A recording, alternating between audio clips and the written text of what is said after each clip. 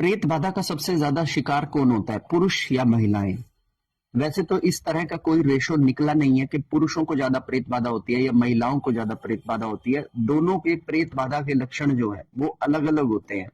इसे देसी भाषा में ये भी कहा जाता है कि बाहरी हवा का किसी व्यक्ति को लग जाना। अब पुरुषों का तो मैंने स्टडी नहीं किया, लेकिन महिलाओं की एक चीज को मैंने बहुत अच्छे से स्टडी किया है कि महिलाएं प्रेत बाधा का शिकार किस समय पर सबसे अधिक होती हैं। आप कभी भी नोटिस करेंगे कि जिस टाइम पर महिला अपने मासिक धर्म में होती है, जहां पे वो अपने ब्लड को प्यूरिफाई करती है, उसका सिस्टम ही ऐसा लगा है जो उसके ब्लड को प्यूरिफाई करता है। तो जब कभी भी उसका जो बॉडी है वो ब्लड को प्यूरिफाई करता है मासिक धर्म के टाइम पर, पीरियड्स के समय पर, मैक्सिमम महिलाएं उस समय पर ही प्रेत बाधा या बाहरी हवा का शिकार होती है। अब इसके पीछे का कारण क्या होता है मैं आप लोगों को बताता हूं।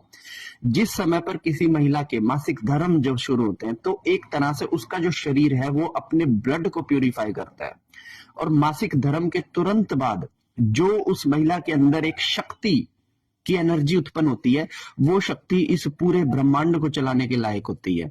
तो वो जो शक्ति होती है ना, वो एस्ट्रल बॉडी में पूरी तरीके से विजिबल होती है।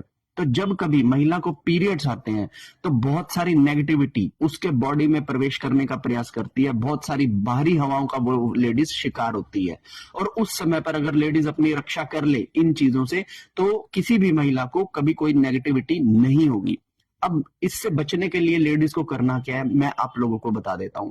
सबसे पहली बात तो अपने मासिक धर्म में इस्तेमाल किया हुआ कोई भी कपड़ा या फिर आप जो भी यूज करती हैं उसे कभी भी डिस्पोज डायरेक्टली ना करें। आप उसे किसी पॉलिथीन के अंदर लपेट कर रखें और उसे डिस्पोज करने से पहले थोड़ी सी हल्दी लेकर उसके ऊपर डाल दें और फिर उसे कहीं पर भी डिस्पोज करें, ताकि उसके ऊपर कोई भी क्रिया या फिर कोई भी लाग झपट ना पड़ सके।